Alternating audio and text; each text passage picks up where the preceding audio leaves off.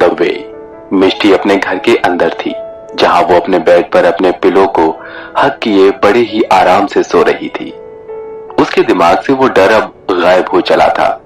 उसे सब कुछ अच्छा सा लग रहा था। मिष्टी अब बस अक्षय के घर आने का वेट कर रही थी। वो इस किलर के बारे में जानने के लिए उत्सुक थी। वो जानना चाहती थी कि वो कौन है और उसने उन सभी लोगों को क्यों मारा होगा। वो इन सब के बारे में सोच ही रही थी कि अचानक उसकी नजर सामने अपने घर की बल्ब की रोशनी पर गई। वो एक बार झपका और फिर बंद होकर फिर से जल उठा। इस बल्ब ने मिष्टी के दिमाग में एक घंटी सी बजा दी। उसने अपने मन में कहा, मुझे ऐसा क्यों लग रहा है कि मैं कुछ भूल रही हूँ? ऐसा क्या है जो मेरी आंखों के सामने होने के बाद भी मुझे दिखाई नहीं दे रहा? मिष्टी अपने बेड से खड़ी हुई और यहाँ वहां कुछ देखने लगी। उसे कुछ याद आ रहा था, पर वो पूरी तरह उसके दिमाग से बाहर था। मिष्टी अपने बेड पर अपनी अलमारी में कुछ ढूंढने लगी।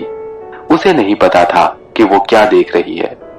मिष्टी ने अपने मन में बात करते हुए कहा, मैं कुछ भूल रही हूं, पर क्या क्या है जो मुझे चाहिए? वो अपने पूरे रूम में पागलों की तरह यहां से वहां सामान को फेंकने लगी और तभी उसे नजर आया एक बॉक्स। मिष्टी उसे बड़े ही ध्यान से देख रही थी। मिष्टी ने धीरे से कहा, ये तो कैमरे का बॉक्स, पर ये यहाँ। वो भागकर हॉल में गई, जहां उसे उस बॉक्स के अंदर का कैमरा मिला। ये पोलरॉइड कैमरा था। इस कैमरा को हाथ में लेते ही मिष्टी को उस दिन की सारी तस्वीरें अब उसकी आंखों के सामने थी। मिष्टी ने हैरान होते हुए अपने आप से कहा, ये तो वही कैमरा है जो डैड ने मुझे मेरे बर्थडे पर गिफ्ट किया था। मिष्टी को याद आने लगा जब वो उस दिन अपने बर्थडे वाले दिन घर से बाहर गई थी, तो वो कैमरा उसने अपने बैग में डाल लिया था और वो उसी के साथ अपने घर से बाहर गई थी। उस दिन वो बहुत गुस्से में थी। जब वो ऑटो में बैठी थी तो उसके साथ उसके पास वाली सीट पर बैठा था अली और उसके साथ उसकी माँ। अली काफी देर से ऑटो में बदमाशी किए जा रहा था। अली की हरकतों को देखकर मिष्टी का सारा ध्यान उस पर चला गया। उसका मुस्कुराता चेहरा देखकर मिष्टी को खुशी मिली। उसे देखते हुए मिष्टी को अच्छा लगने लगा। वो अपने दर्द से बाहर आने लगी। अली का मासूम चेहरा अपनी माँ के साथ जिस तरह खेल रहा था, उसे देखकर मिष्टी के चेहरे पर एक बार फिर से हंसी के बादल आ गए थे। अली का मुस्कुराता हुआ चेहरा मिष्टी को बहुत ही अच्छा लगने लगा। उसे देखकर मिष्टी ने अपने बैग में हाथ डाला और उसने एक चॉकलेट निकाली। चॉकलेट जैसे ही उसके हाथ लगी तो उसने उस गिफ्ट को भी देखा। मिष्टी ने उस चॉकलेट को अली को दिया, फिर उस गिफ्ट को भी खोला। मिष्टी ने बड़े प्यार से मुस्कुराते हुए अली से कहा, स्माइल। मिष्टी के मुंह से इस बात को सुनकर अली के चेहरे पर एक बड़ी सी मुस्कुराहट आ चुकी थी और मिष्टी के कैमरे ने एक बहुत ही खूबसूरत पिक्चर को अपने अंदर कैप्चर किया। मिष्टी का अब सारा ध्यान अली से हटकर उस कैमरा पर चला गया। उसने अपने सामने उस ऑटो वाले की फोटो भी ली। उसके बाद उसने रोड साइड पर देख रहे लोगों की फोटो भी ली। रास्ते में मिल रहे खूबसूरत चेहरे जो मिष्टी को अपनी ओर खींच रहे थे, उसने उन सभी की तस्वीर ली। पुलिस इंस्पेक्टर मात्रे की फोटो भी उन्हें रोड साइड पर उनकी कार के साथ खींची थी। मिष्टी को सब याद आने लगा। उन दो भिखारी की फोटो भी मिष्टी ने रोड साइड पर ही ली थी। उस ओल्ड लेडी की फोटो उसने उन्हें रोड साइड पर अपने डॉगी के साथ घूमते हुए देखकर खींची थी। मिष्टी की आंखों में आंसू थे। मिष्टी ने अपनी दर्द भरी आवाज में खुद से कहा, इन सब लोगों की तस्वीर मैंने अपने इन्हीं कैमरा से क्लिक की थी और जब मैं साहिल से मिलने के लिए गई थी तब मैंने महिला की तस्वीर भी ली थी। मिष्टी को अब हर शख्स याद आने लगा। इसका मतलब ये कि ये सब लोग मेरी पिक्चर लेने की वजह से मरे हैं। मिष्टी को याद आने लगा जब वो साहिल से मिली और उसने जो उसके साथ बदतमीजी करने की कोशिश की, तब वो वहां से भाग गई और बाहर खड़े एक ऑटो में मिष्टी बैठ गई। मिष्टी वहां से तो किसी तरह निकल गई थी, पर ड्रग्स का नशा उस पर बहुत हावी था। पर जब उसने अपने हाथ से ली तस्वीर को देखा तो उसे बहुत ही गुस्सा आ गया। आज का दिन जैसे उसके साथ शुरू हुआ था, अब वो दिन वैसे ही खत्म हो रहा था। कुछ नहीं बदला। वो बीच में अच्छे लोगों से मिली थी, उनसे मिलकर खुश हुई थी। मिष्टी उस दिन साहिल से मिलने के बाद फिर से दुखी हो गई थी। वो अपने घर से दुखी होकर निकली थी और वो अभी भी दुखी ही थी। मिष्टी ने उन सभी फोटोज को निकाला और उसे फाड़ने लगी। उसने उन फोटोज के टुकड़े टुकड़े कर दिए और फिर उसने उन पिक्चर्स को ऑटो के बाहर फेंक दिया। मिष्टी नशे में चूर थी। उसका ऑटो रोड साइड पर फुटपाथ के किनारे चल रहा था। मिष्टी ने खुद से कहा, उस दिन मैंने उस किलर को देखा था। हाँ हाँ मिष्टी, तुमने उसे देखा था, पर कहाँ? मिष्टी इतना कहकर शांत हो गई और उसे याद आने लगा उस दिन का अधूरा सच। उसने देखा कि जब उसने उस तस्वीर को ऑटो से बाहर फेंका था, तब उसने ऑटो के आईने से पीछे की ओर रोड पर एक बड़े से आदमी को उस तस्वीरों को जमीन पर इकट्ठा करते हुए देखा था। मिष्टी ने घबराकर डरते हुए अपने आप से कहा, वो कोई 16 साल का बच्चा नहीं था, वो तो बड़ा था। अब ये सच जैसे ही मिष्टी के सामने आया, उसके चेहरे के तो होश ही उड़ गए। उसका चेहरा डर के मारे लाल हो गया। उसने घबराते हुए अपने आप से कहा, इसका मतलब जो पुलिस स्टेशन में है वो लड़का किलर नहीं है। मिष्टी ने यह बात खुद से ही कही और जब उसी की यह बात उसके कानों तक आई, उसके शरीर के रोंगटे खड़े हो गए। मिष्टी उसी वक्त अपने रूम में आ गई और उसने जल्दी से अपने रूम को बंद कर लिया। मिष्टी घबराते हुए भागकर अपने रूम में आई। उसने अपने फोन को उठाया और अक्षय को कॉल किया, पर अक्षय के पास अब फोन नहीं था। वो बाहर उस हवलदार के पास था। मिष्टी का फोन आते ही उस हवलदार ने फोन उठाया। मिष्टी ने घबराते हुए कहा, हेलो हेलो अक्षय। उस हवलदार ने बड़े ही आराम से कहा, सॉरी मैडम, सर अभी अंदर बिजी हैं, आप बाद में फोन करना। इतना कहते ही उस हवलदार ने फोन काट दिया। मिष्टी इस तरह फोन के कटने से बहुत ही ज्यादा डर गई थी।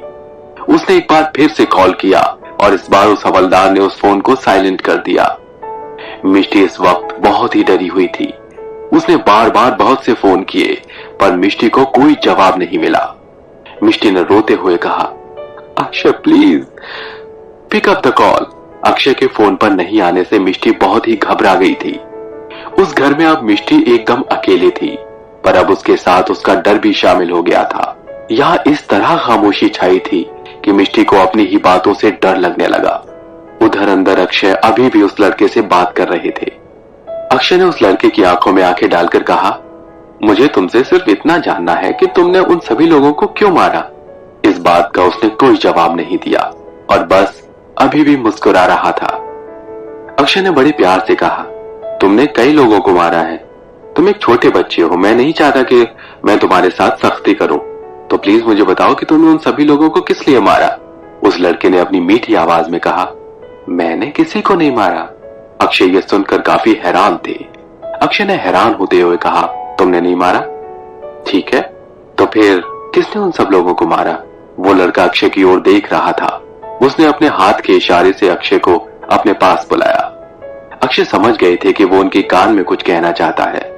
उसने अक्षय के कान में आकर एक कांपती और डरा देने वाली आवाज में कहा, भगवान ने। इस बात को कहकर वो जोर जोर से हंसने लगा और अक्षय इस बात को सुनकर बहुत ही ज्यादा डर गए। उधर दूसरी तरफ मिष्टी इस वक्त तक बहुत डर चुकी थी। उसे उस घर में ऐसा लग रहा था कि वो अब यहाँ अकेली नहीं है, कोई और भी है उसके साथ, कोई है जो उसे देख रहा था। इधर पुलिस स्टेशन में उस लड़के की आवाज अक्षय के शरीर के रोंगटे खड़ी कर चुकी थी। उधर मिष्टी का भी यही हाल था। मिष्टी ने अपने मोबाइल से अक्षय को मैसेज किया और उसने उसमें साफ लिखा था, The one who is there is not a killer, but I think he is here with me. Help me. मिष्टी अपने फोन के साथ काफी वक्त रुकी। वो अक्षय के फोन का इंतजार करती रही, पर अक्षय ने उसके फोन का जवाब नहीं दिया। अक्षय का फोन आने से वो और भी डर गई थी। वो जिस बैग को अपने साथ ऊपर लेकर आई थी, उसमें अभी भी ड्रग्स पड़ी थी। मिष्टी को कुछ समझ नहीं आ रहा था। वो इतना डर गई थी कि अब उसे अपने डर से निजात पाने का एक ही रास्ता नजर आ रहा था, और वो था ये ड्रग्स का पैकेट। वो उसे लेना नहीं चाहती थी। वो चाहती थी जल्द से जल्द उसे अक्षय कॉल करे, पर अक्षय ने कोई कॉल नहीं किया।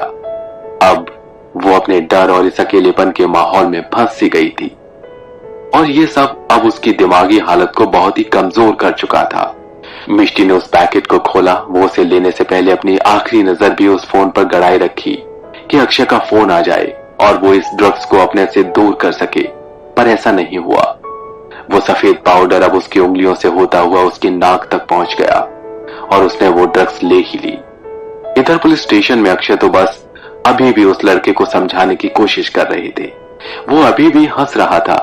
इस वक्त अक्षय को वो लड़का साइको कम और दिमागी मरीज ज्यादा लग रहा था। अक्षय ने परेशानी भरे लहजे में उस लड़के से पूछा, तो वो सभी मर्डर तुमने नहीं, तुम्हारे भगवान ने किए हैं, क्या मैं सही कह रहा हूं? उस लड़के ने फिर से अपनी मीठी आवाज में कहा, हाँ, ये सब मेरे भगवान ने किया है। अक्षय ने धीमी आवाज में कहा, कहाँ है तुम्हारा भगवान? पता नहीं, होगा यहीं कहीं बाहर। तुमने उसे देखा है? हाँ, बहुत बार। वो मुझे किसी भी चीज की कमी नहीं होने देते। मुझे जब भी उनकी जरूरत होती तो वो मेरी मदद करते हैं, और अब जब उन्हें मेरी जरूरत पड़ी तो मैं यहाँ गया। अक्षय ने हैरान होते हुए कहा, तुमने भी उसकी मदद की? तुम्हारे कहने का क्या मतलब है? सर, उन्होंने मुझे यहाँ आने के लिए कहा, इस बैग को यहाँ डिलीवर्ड करने को कहा, तो मैं यहाँ आ गया। इस बात को सुनकर अक्षय के होश उड़ गए। अभी भी ये नहीं कहा जा सकता था कि ये लड़का सच बोल रहा है या झूठ, पर इस वक्त अक्षय को इसकी एक एक बात सही लग रही थी। अक्षय ने कहा, तुमने उन सब लोगों को नहीं मारा? तो तुम मुझे बताओ कि वो कौन है और इस वक्त कहां है? उस लड़के ने कहा, मुझे नहीं पता वो कहां है, पर कल जब मैं उनसे मिला तो वो बहुत ही खुश थे। उन्हें इस तरह मैंने पहले कभी इतना खुश नहीं देखा। अक्षय ने परेशान होते हुए पूछा, वो खुश था? क्या तुम उसके खुश होने के कारण को जानते हो? नहीं, पर उन्होंने मुझे बताया कि उन्हें जिसकी तलाश थी वो उन्हें मिल चुका है। इस बात को सुनकर अक्षय बुरी तरह डर गए। अक्षय ने बाहर की ओर जोर से आवाज लगाते हुए कहा, राणे, राणे। अंदर से आई आवाज को सुनकर राणे और दूसरे हवलदार जल्दी से अंदर आ गए। राणे ने परेशान होते हुए कहा, जी क्या हुआ सर? अक्षय ने परेशान होते हुए कहा, राणे, मुझे कहीं जाना होगा। तुम तब तक इस लड़के से पता करो कि वो आदमी कौन है और कहाँ रहता है जिसने इसे ये बैग यहाँ डिलीवर करने के लिए कहा है। इस बात को सुनकर राणे और वो हवलदार और भी डर गए। राणे ने घबराते हुए कहा, सर, इसका मतलब ये किला नहीं है? राणे, पता नहीं, पर इस वक्त इसकी किसी भी बात पर भरोसा नहीं किया जा सकता। तुम इससे पूछो सच क्या है और मुझे जल्द से जल्द बताओ। ठीक है सर, आप जाइए। इतना कहकर वो वहां से जाने लगते हैं। उस दूसरे हवलदार ने अक्षय को रोका और उन्हें उनका मोबाइल दिया। अक्षय वहां से जल्दी से बाहर निकले और बाहर अपनी पार्किंग तक पहुंचे। वहां पहुंचकर उन्होंने अपने मोबाइल को देखा जहां मिष्टी के बहुत से कॉल आए हुए थे और उसका वो मैसेज भी, जिसे देखने के बाद अक्षय ने खुद से घबराते हुए कहा, इसका मतलब मिष्टी को सब कुछ याद आ गया है। अक्षय ने मिष्टी को फोन किया, लेकिन अब इस वक्त मिष्टी अपने बेड पर नशे की हालत में पड़ी थी। उसकी धुंधली आंखें अपने से दूर पड़े फोन को देख रही थी, पर उसके नशे ने उसे उस फोन तक जाने नहीं दिया। उधर अक्षय इस वक्त बहुत ही परेशान थे। वो बहुत ही डरे हुए थे। उन्होंने बिना देर किए मिष्टी के पास जाना ही बेहतर समझा। वो जैसे ही अपने कार के गेट को खोलकर उसमें बैठने लगे, वैसे ही उनके सर पर जोर से किसी ने किसी लोहे की रॉड से मारा। पीछे से हुए जोरदार हमले के बाद अक्षय की आंखें बंद सी होने लगी। ये सब इतनी जल्दी हुआ कि उन्हें कुछ समझने का मौका ही नहीं मिला। उन्हें न तो कुछ दिखाई दिया और न वो किसी को अपनी मदद के लिए बुला सके। अक्षय के सिर से बहुत सा खून बहने लगा। वो वहीं जमीन पर गिर गए। कुछ देर बाद उनकी आंखों पर कोहरा सा छाने लगा। उन्हें कुछ भी दिखाई नहीं दे रहा था, पर उन्होंने देखा कि कुछ लोग उनके पास आए। ये सभी पुलिस वाले ही थे। उन्होंने अक्षय को उठाकर सीधा हॉस्पिटल की ओर ले गए। इधर दूसरी तरफ मिष्टी अब भी घर में अकेली थी, और अब अक्षय की इस हालत के बाद तो वो अब और भी अकेली हो चुकी थी। अक्षय को चोट ने बेसुध सा कर दिया था और मिष्टी को उसके ड्रग्स ने। मिष्टी काफी देर तक घर में अकेली ही रही। उसके दिमाग में इस ड्रग्स का नशा अब काफी हावी हो चुका था, पर उसके मन में चल रहा डर अभी भी कम नहीं हुआ। जो ख्याल उसके बिना नशे के दिमाग में चल रहे थे, अब वो उसके साथ नशे की हालत में दुगने हो चले थे। मिष्टी का पूरा चेहरा पसीने से भीग चुका था। उसके चेहरे पर उस डर की लकीरें साफ साफ दिखाई दे रही थी। पर अब मिष्टी के डर में कुछ हलचल सी होने लगी। किसी की मीठी आवाज उसके कानों में आ रही थी। मिष्टी महसूस कर पा रही थी कि यहाँ सच में कोई है। यहाँ कोई है जो उसे जगाने की कोशिश कर रहा है। मिष्टी ने अपनी आंखें खोली। उसे अभी भी कुछ साफ नहीं दिखाई दे रहा था। उसके दिमाग में अभी भी उस नशे का असर था। मिष्टी ने फिर भी किसी तरह अपने आप को संभाला और धीरे धीरे चलते हुए अपने रूम से बाहर गई। उसके रूम से बाहर आते ही वो धीमी आवाज अब तेज होने लगी।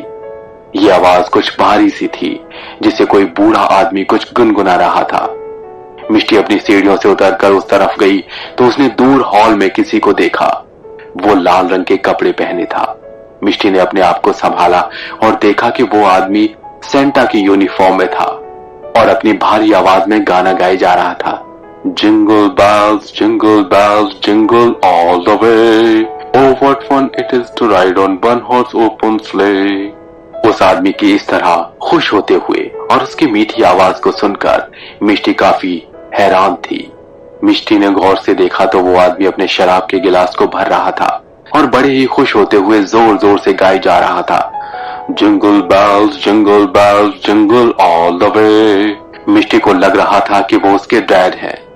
मिष्टी ने अपने आप को संभाला और अपने डैड को आवाज दी, डैड डैड, क्या आप हो?